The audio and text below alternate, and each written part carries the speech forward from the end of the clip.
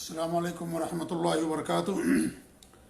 الحمدللہ رب العالمین، واشہد ان لا الہ الا اللہ وحدہ لا شریک لہ، واشہد ان محمدا عبدہ ورسولہ، بلغ الرسالہ وادى الامانہ ونصح الامہ وترکها علی المحجۃ البیضاء لیلها کنہارها لا یزیغ عنها الا ہالک، صلوات اللہ وسلامہ علیہ وعلی آلہ وعلی اصحابہ ومن اہتدى بہدیہ واستنى بسنتہ الی یوم الدین، اما بعد۔ قال اللہ تبارک و تعالی فی کتابہ المجید، اعوذ باللہ من الشیطان الرجیم، بسم اللہ الرحمن الرحیم۔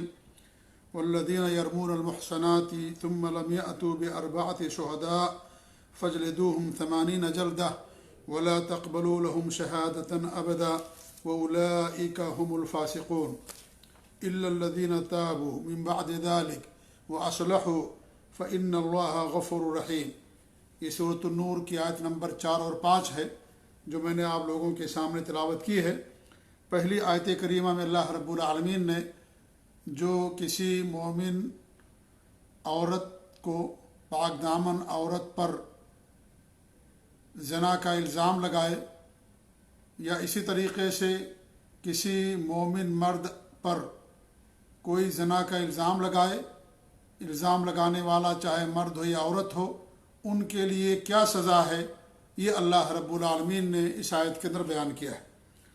اللہ تعالیٰ کے ارشاد ہے، والذین یرمون المحصنات، جو پاک دامن عورتوں پر الزام لگاتے ہیں، ثم لم یأتوا بأربعة شہداء، پھر وہ چار مرد گواہ نہ لا سکیں، فاجلدوہم 80 جلدہ، انہیں 80 کوڑے مارو۔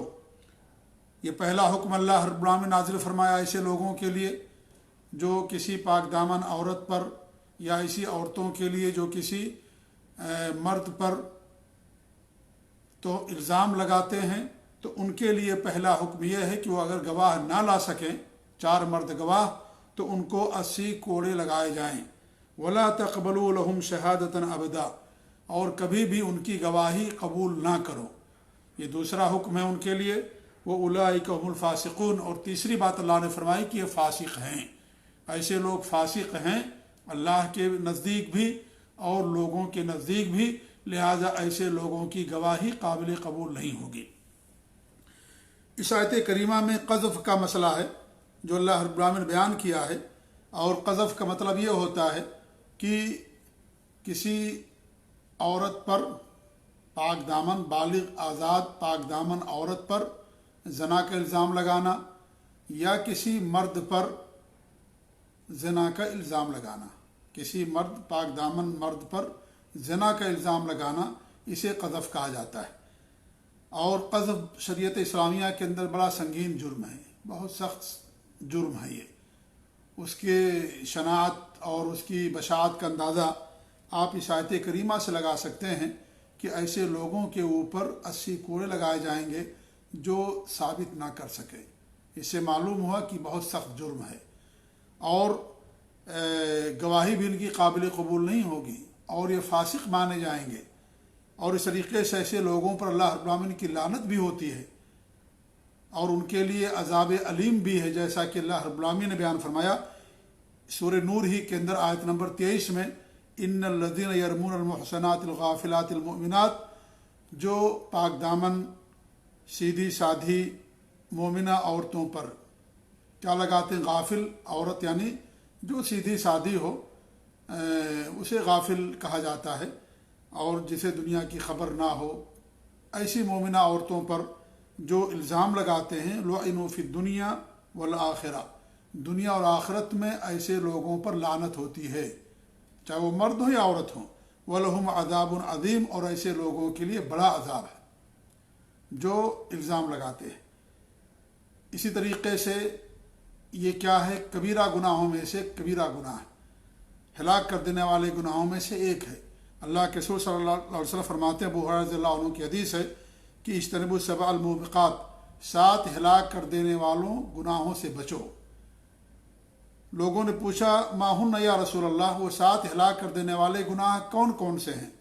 تو ہمارے نبی نے فرمایا کہ الشرک باللہ، اللہ تعالیٰ کے ساتھ شرک کرنا، والسحر، اور جادو، وقتل النفس التي حرم اللہ الا بالحق، اور ناحق کسی کو قتل کرنا، جس کا خون حرام ہے شریعت کے اندر اس کو ناحق قتل کرنا، وہ اکل الربا اور سود کھانا، وہ اکل مال یتیم اور یتیم کے مال کا کھانا، یتیم کا مال کھانا، وہ تولی یوم الذہب، چھٹی چیز یہ کہ میدان جنگ سے راہ فرار اختیار کر لینا، پیٹ پھیر کر کے بھاگ جانا، اور ساتویں چیز ہمارے نبی نے فرمائی وقذف المحصنات المؤمنات الغافلات، اور جو پاک دامن عورتیں ہیں، غافل اور مومن عورتیں ہیں، ان پر زنا کا الزام لگانا۔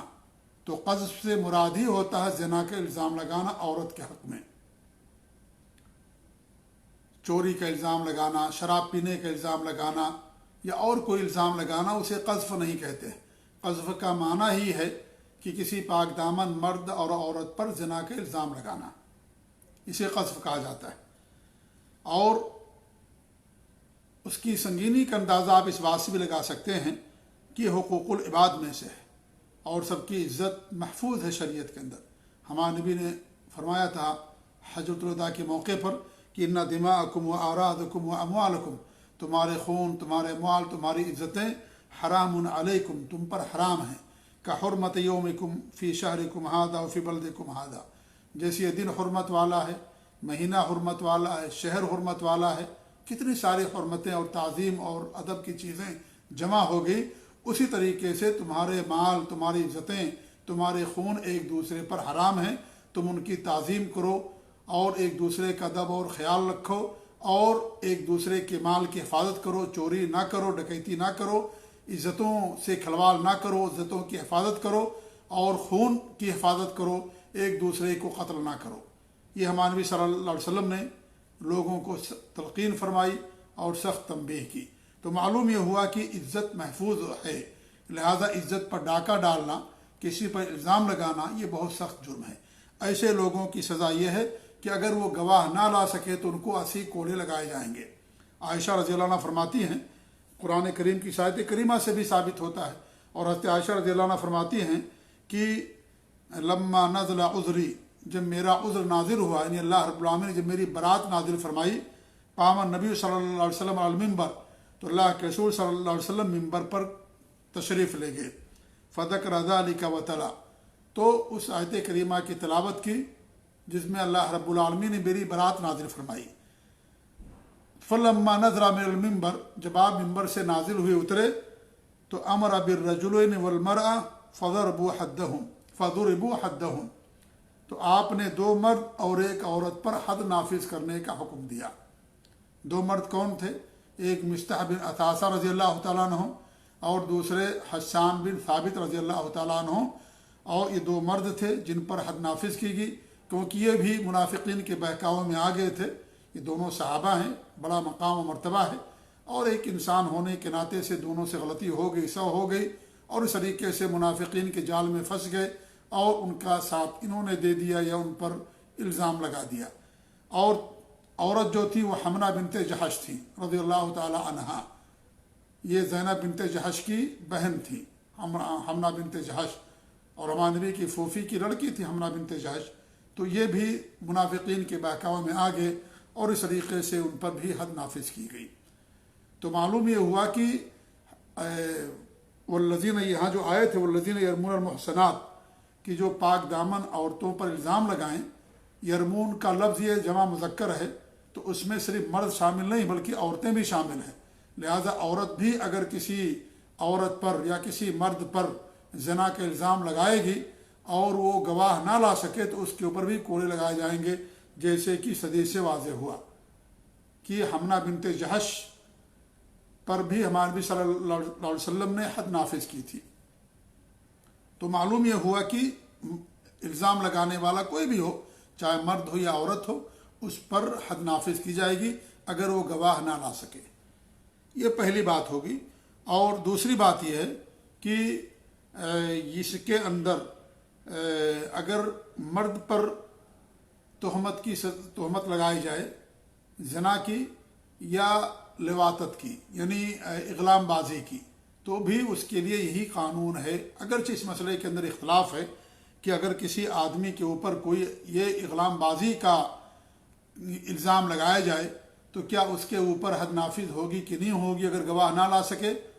تو اس میں صحیح اور راجح مسئلہ یہی ہے کہ اس پر حد قذف نافذ ہوگا، کیونکہ فاعل اور مفعول بھی، یعنی آدمی جو اغلام بازی کرنے والا ہے اور جس کے ساتھ کر رہا ہے، دونوں کا حکم یہ ہے کہ ان دونوں کو قتل کر دیا جائے گا، اور اس پر صحابہ کا اجماع ہے۔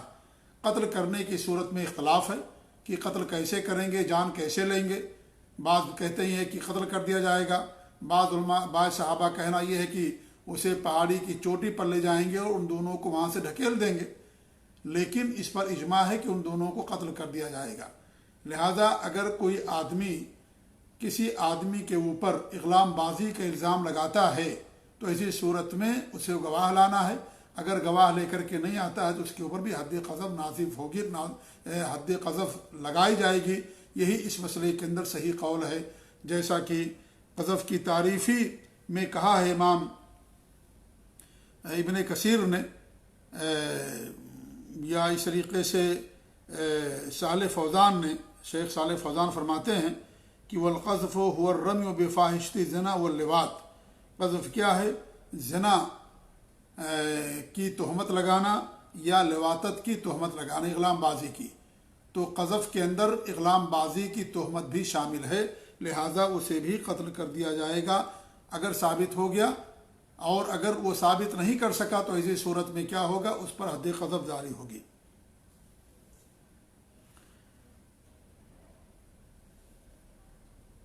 اور دوسرا مسئلہ یہ ہے یہاں پر کہ اللہ رب العالمین نے المحسنات فرمایا۔ محسنات، یہ محسنہ کی جمع ہے، اور محسنات کہتے ہیں پاک دامن عورت کو۔ اب سوال یہ ہے کہ کیا عورت ہی پر زنا کے الزام میں حد قذف جاری ہوگا یا اگر مرد ہے تو بھی؟ تو اس کے بارے میں امام ابن کثیر فرماتے ہیں کہ فَإِذَا كَانَ الْمَقْذُوفُ رَجُلًا فَكَذَلِكَ يُجْلَدُ قَاذِفُهُ أَيْضًا، اگر مقذوف آدمی ہے تو جس نے اس پر الزام لگایا ہے اسے بھی کوڑے لگائے جائیں گے۔ یعنی مرد پر بھی اگر کوئی الزام لگائے گا تو وہ بھی اس حکم میں شامل ہے۔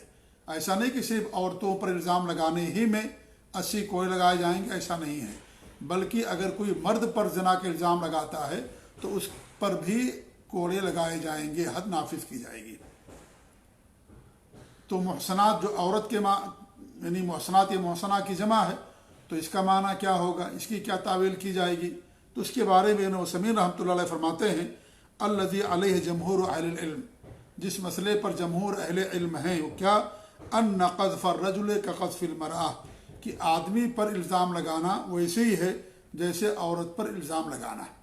تو جب عورت پر الزام لگانے میں 80 کوڑے ہیں تو مرد پر بھی الزام لگانے میں 80 کوڑے ہوں گے۔ وَإِنْ خُصَّ ذَلِكَ بِالْمَرْأَةِ، اگرچہ یہاں پر عورت کے ساتھ خاص کیا گیا ہے لیکن اس میں مرد بھی داخل ہے۔ کیوں؟ لأن الغالب ان القذف یکون للنساء اکثر، کیونکہ غالب اور عام طور پر جو قذف ہوتا ہے وہ عورت کے لیے ہوتا ہے، یعنی عورت کے اوپر الزام تراشی کی جاتی ہے، عام طور پر یہ ہوتا ہے، تو اس لیے ورنہ مرد بھی داخل ہیں۔ اذ البغایا کثیرات قبل اسلام، کیونکہ اسلام سے پہلے جو بغایا زانیہ تھیں بہت زیادہ تھیں، تو عورتوں پر چونکہ عام طور سے الزام لگتا ہے اس لیے عورتوں کو بیان کیا گیا، ورنہ اس میں مرد بھی داخل اور شامل ہے۔ وقذف المرأة اشد، اور عورت پر الزام لگانا یہ زیادہ سخت ہے، لأنه يستلزم الشك في نسب اولادها من زوجها، کیونکہ ایسی صورت میں شک لازم کرتا ہے یہ اس کے اولاد کے نسب میں جو اس کے شوہر سے ہے، یعنی اگر عورت پر الزام لگا دیا گیا تو پھر اس کا جو شوہر ہے، اس کی جو اولاد ہے، اس کے بارے میں شک ہو گیا کہ اس کے شوہر کے ہیں یا کسی دوسرے مرد کے ہیں، تو عورت کے معاملے میں زیادہ سخت ہے، اس لیے عورت کا ذکر کیا گیا، ورنہ جو ہے مرد بھی شامل ہیں۔ فَيَلْحَقُ بِهِنَّ الْقَذْفُ ضَرًّا أَكْثَرَ، تو لہٰذا ان پر قذف لگانے سے انہیں زیادہ ضرر لاحق ہوتا ہے، زیادہ انہیں تکلیف ہوتی ہے، زیادہ انہیں پریشانی ہوتی ہے، اس لیے ورنہ عورت کے ساتھ ساتھ مرد بھی شامل ہے۔ تو معلوم یہ ہوا کہ اگر مرد پر کوئی الزام لگائے اور زنا ثابت نہ کر سکے، گواہ نہ لا سکے، تو ایسی صورت میں اسے کیا کریں گے؟ اس پر حد قذف جاری کیا جائے گا، مقذوف چاہے مرد ہو یا عورت ہو۔ ایسے ہی اگر قاذف یعنی क्या नाम है वो इल्ज़ाम लगाने वाला मर्द है तो उस पर 80 कोड़े, और अगर औरत है तो भी 80 कोड़े लगाए जाएंगे। अगरचे इसमें यरमून के अंदर मर्द आते हैं लेकिन औरत भी उसके अंदर शामिल और दाखिल है। तीसरी बात यह है कि 4 मर्द गवाह होने चाहिए। इज्जत का मामला है इसलिए इसके अंदर सख्ती है, 4 गवाह होने चाहिए।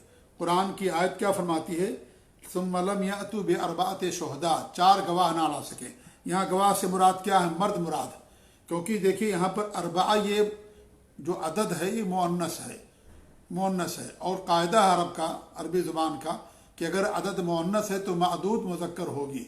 तो यहाँ शुहदा जो मादूद है वहाँ पर मुराद मर्द हैं, लिहाजा मर्द की गवाही ही मोतबर होगी और औरतों की गवाही इस मामले में मोतबर नहीं होगी, क्योंकि औरतें भूल जाती हैं और ये ज़ना का मामला है, नसब का मामला है, इज़्ज़त का मामला है और इस तरीके से हद का मामला है। लिहाजा शरीयत ने बड़ी सख्ती की है, लिहाजा अब 4 मर्द गवाह होने चाहिए, क्योंकि मर्द याद रखता है और औरत भूल जाती है, इसलिए ऐसी सूरत में औरत की गवाह मोतबर नहीं होगी। हज़रत अबू हुरैरा फरमाते हैं कि साद बिन उबादा रज़ी अल्लाह अन्हु ने फरमाया कि अल्लाह के रसूल सल्लल्लाहु अलैहि वसल्लम, अगर मैं अपनी औरत के पास किसी आदमी को पाऊँ औ मिलहू हत्ता आते बिअरबाअति शुहदा, तो मैं उसे छोड़ दूँ, मोहलत दूँ यहाँ तक कि मैं 4 गवाह लेकर के आऊँ। तो हमारे नबी ने फरमाया कि हाँ, ये सही मुस्लिम की रवायत।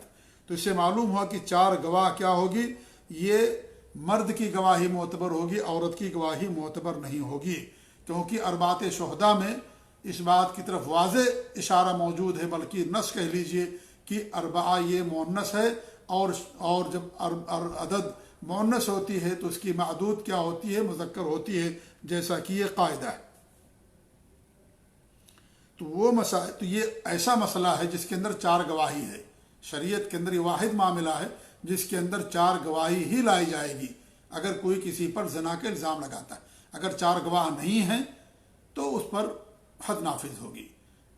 तो ये वाहिद मसला है जिसके अंदर 4 गवाह दरकार होते हैं। कुछ मसाइल ऐसे जिसमें 2 गवाह काफ़ी हैं, जैसे निकाह का मसला है, ज़िहार का मसला, वसीयत का मसला है, तलाक़ का मसला है, या इस तरीके से रजात का मामला है। तो इन तमाम मामलात के अंदर 2 ही गवाह काफ़ी हैं। कुछ मामलात ऐसे हैं जिसके अंदर सिर्फ औरत की गवाही मोतबर होती है, जैसे रजात और वलादत का मामला है, क्योंकि ये औरतों से मुताल्लिक़ है, तो उसमें एक ही यानी उसमें औरत की गवाही मोतबर हो जाती है। इस तरीके से एक मर्द की गवाही भी काफ़ी होती है बहुत सारे मसले में, जैसे रमज़ान की रोयत के लिए एक शख्स की गवाही काफ़ी होती है। जी हाँ। उसके बाद अल्लाह फरमाता है इल्लल्लज़ीना ताबू मिन बअदि ज़ालिक, मगर जो तौबा कर लें। यहाँ एक मसला और बता दें कि जो इल्ज़ाम लगाने वाला है उसके लिए भी कुछ शर्तें हैं। उसे बालिग होना चाहिए, आकिल हो, वो मजबूर ना हो, यानी ज़बरदस्ती उससे ना इल्ज़ाम लगवाया जा रहा। ऐसे जिसके बारे में इल्ज़ाम लगाया जा रहा है उसके बारे में भी शर्त है कि वो आकिल हो, बालिग हो, क्योंकि अगर मजनून और पागल है तो इसी सूरत में उस पर ज़ना की हद नाफिज नहीं होगी। बालिग हो, वो मजनून ना हो और इस तरीके से आकिल हो। जी हाँ, तो ऐसी सूरत में उसके ऊपर हद नाफिज की जाएगी। ऐसे ही जो गवाही जिस तरीके से दी जाएगी वो अमल फ़ेल के ताल्लुक़ से भी शर्त यह है कि एकदम वाज़ेह तौर पर हो। ये नहीं कि कहे कि मैंने आदमी को औरत के ऊपर देखा नहीं, इस पर क्या नाम है ज़िना नहीं साबित होगा। बाकायदा उसे बताना पड़ेगा कि जिस तरीके से सुरमी दाने के अंदर सलाई डाली जाती है या इस तरीके से कुएं के अंदर बाकायदा डोल डाल करके पानी निकाला जाता है, इस तरीके से बताना पड़ेगा।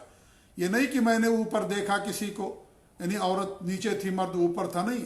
बाकायदा ये देखना बताना पड़ेगा कि मर्द की शर्मगाह औरत की शर्मगाह में दाखिल थी, मैंने इस तरीके से देखा। और 4 गवाह ऐसे गवाही देंगे। अगर 3 लोगों ने गवाही दी लेकिन एक गवाह कहता है कि नहीं, मैंने सिर्फ साया देखा या मर्द को उसके ऊपर देखा, मैंने शर्मगाह नहीं देखी कि दोनों शर्मगाहें आपस में मिली हुई थी या मर्द की शर्मगाह औरत की शर्मगाह में दाखिल थी, अगर ऐसी गवाही ना दे तो उस पर जो है ज़िना का इल्ज़ाम साबित नहीं होगा। इसीलिए ज़िना की का इल्ज़ाम जो है ये गवाहों से साबित नहीं हो सकता है। कब साबित होता है, या तो आदमी खुद एतराफ़ करे या औरत को हमल ठहर जाए।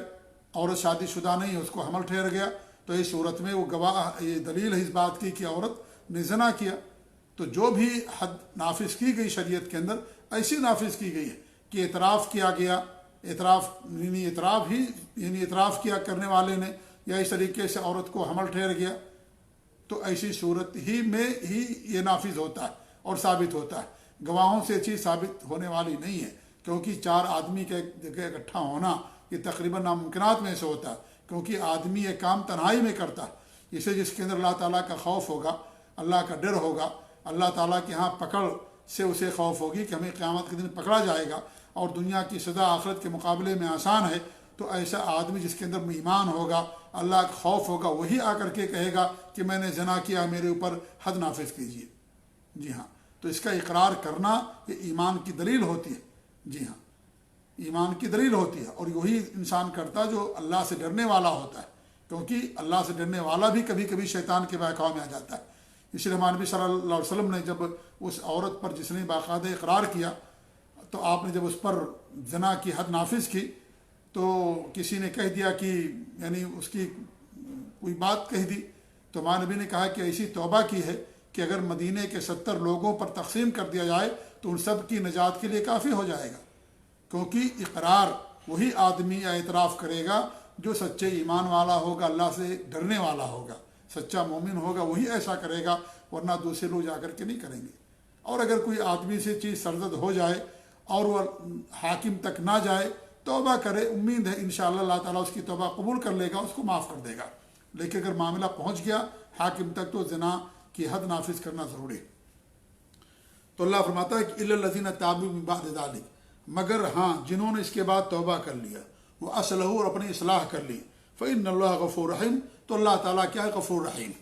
اب یہاں کون لوگ اس سے مستثنا ہیں کہ جو توبہ جنہوں نے کر لیا اور پھر اپنی اصلاح کر لی، تو اس سے کیا مراد ہے؟ کیا اس سے یہ مراد ہے کہ اگر کسی نے کسی پر الزام لگایا اور اس نے توبہ کر لیا تو کیا اس کی توبہ جو ہے قبول کر لی جائے گی اور اس آدمی کے اوپر، یعنی اس کی توبہ قبول کر لی جائے گی اور اس آدمی کے اوپر حد قذف جاری نہیں ہوگی؟ کیا یہ معنی مراد ہے؟ تو اس کے بارے میں اس بات پر علماء کے اتفاق بلکہ اجماع ہے، سمجھ لیجئے کہ اس میں حد داخل نہیں ہے، کیونکہ اگر کسی نے کسی پر الزام لگا دیا، اگر وہ توبہ کر لیتا ہے تو بھی گواہ اگر وہ نہیں لا سکا تو ایسے آدمی کے اوپر حد قذف جاری ہوگی، کیونکہ توبہ اس کے اللہ کے درمیان ہے، اور اگر توبہ کے ذریعے سے یہ حد چھوڑ دی جائے تو کتنے لوگ اس کا بہانہ بنا لیں گے، اور اس طریقے سے کسی کے اوپر گویا کہ حد نافذ نہیں ہوگی۔ اس لیے یہ معاملہ اس کے اللہ کے درمیان میں، لہذا اس پر اجماع ہے کہ ایسی صورت میں اس پر حد قذف جاری ہوگی اگرچہ اس نے توبہ کر لیا۔ ایسے اگر کوئی آدمی حاکم وقت تک پہنچ جائے اور کہے کہ میں نے توبہ کر لیا، زنا کیا تھا لیکن توبہ کر لیا، تو بھی اس پر حد نافذ کی جائے گی، کیونکہ توبہ اس کے اللہ کے درمیان میں ہے۔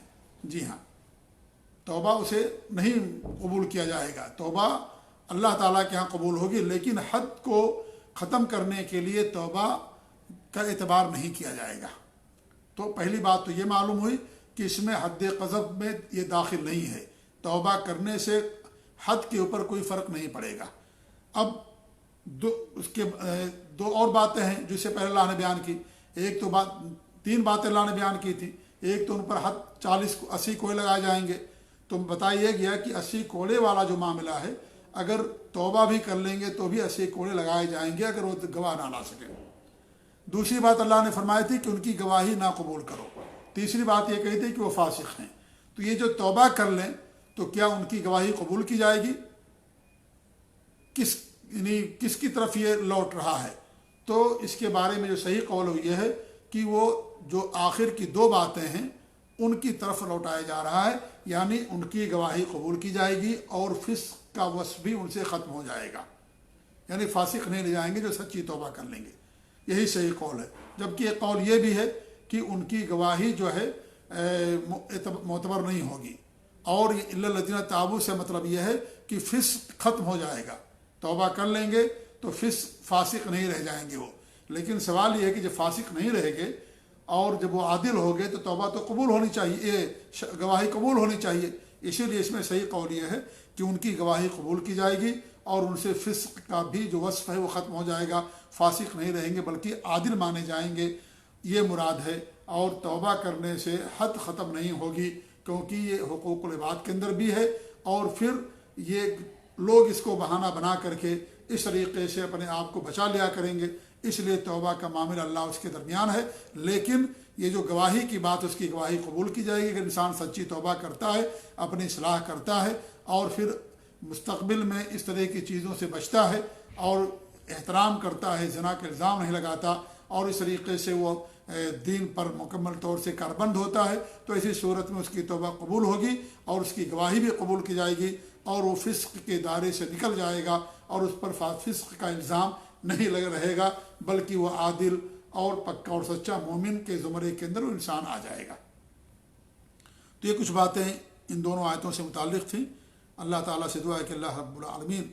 ہاں، یہاں پر ایک بات اور بتا دیں کہ امام ابن عثیمین رحمۃ اللہ علیہ فرماتے ہیں کہ اس کے تعلق سے کہ وَيَنبَغِي فِي مِثْلِ هَذَا أَن يُقَالَ، اس کے تعلق سے یہ بات کہنا یہ مناسب ہے کہ انه يرجع الى نظیر الحاکم، کہ وہ حاکم کی طرف یہ مسئلہ لوٹا دیا جائے، یا حاکم پر دار و مدار۔ فَإِذَا رَأَى مِنَ الْمَصْلَحَةِ عَدْمُ قبول الشہادہ، اگر مصلحت اس کے اندر ہے کہ اس آدمی کی شہادت کو قبول نہ کرے، لِرَدْعِ النَّاسِ عَنِ التَّهَاوُنِ بِأَرَاضِي الْمُسْلِمِينَ، تاکہ لوگوں کے ایک اچھا پیغام جائے کہ مسلمانوں کی عزتوں کے بارے میں سستی کا شکار نہ ہو، فَلْيَفْعَلْ، تو اس کو چاہیے کہ وہ ایسا کرے۔ یعنی اگر کسی نے توبہ کر لیا لیکن حاکم یا قاضی اس کی شہادت کو، گواہی کو قبول نہیں کر رہا ہے، کیوں نہیں قبول کر رہا؟ تاکہ آئندہ کوئی آدمی اس طرح کی حرکت نہ کرے، تو حاکم کو اس بات کا گویا کہ اختیار ہے، اگر وہ ایسا کرتا ہے تو کرے۔ وَإِلَّا فَالْأَصْلُ، ورنہ اصل یہ ہے کہ أَنَّهُ إِذَا زَالَ الْفِسْقُ وَجَبَ قبول الشہادہ، جب فسق زائل ہو گیا تو اس کی شہادت قبول کرنا واجب ہو گیا۔ تو گویا کہ ایک تیسرا قول ہو جائے گا اس مسئلے میں، اور وہ تیسرا قول شیخ ابن عثیمین کا ہوگا، وہ یہ کہ حاکم وقت کو یا قاضی کو اس بات کا اختیار ہے کہ اگر وہ سمجھتا ہے کہ مصلحت اسی کے اندر ہے کہ اس کی گواہی نہ قبول کی جائے تاکہ لوگ اس سے بچیں اور کوئی کسی کی عزت سے کھلواڑ نہ کرے اور الزام نہ لگائے، تو یہ اس کے لیے یہ اس کو حاکم کو اختیار ہے۔ ورنہ اصل یہی ہے کہ جب فسق ختم ہو گیا، کیونکہ فسق کے ختم ہونے پر سب کا اتفاق ہے، جس نے توبہ کر لیا فسق ختم ہو جائے گا، اس میں کوئی اختلاف نہیں ہے۔ جیسے اس مسئلے میں کوئی اختلاف نہیں، سمجھ لیجئے اتفاق ہے کہ یہ توبہ حد کو ختم نہیں کرے گا، اس پر گویا کہ شبہ اجماع ہے۔ ایسے اس بات پر گویا کہ اتفاق ہے کہ توبہ کر لینے سے فسق ختم ہو جائے گا، تو جب فسق ختم ہو گیا تو گواہی بھی معتبر ہونی چاہیے، لہٰذا یہی صحیح قول اس کے اندر کہ اس کی گواہی بھی قبول ہوگی، اور فسق کا وصف ختم ہو جانے سے وہ اس کی گواہی معتبر مانی جائے گی۔ اللہ رب العالمین ہم سب کی حفاظت فرمائے، اور اللہ رب العالمین ہم سب کو دین پر قائم رکھے، آمین۔ جزاکم اللہ خیر، والسلام علیکم ورحمۃ اللہ وبرکاتہ۔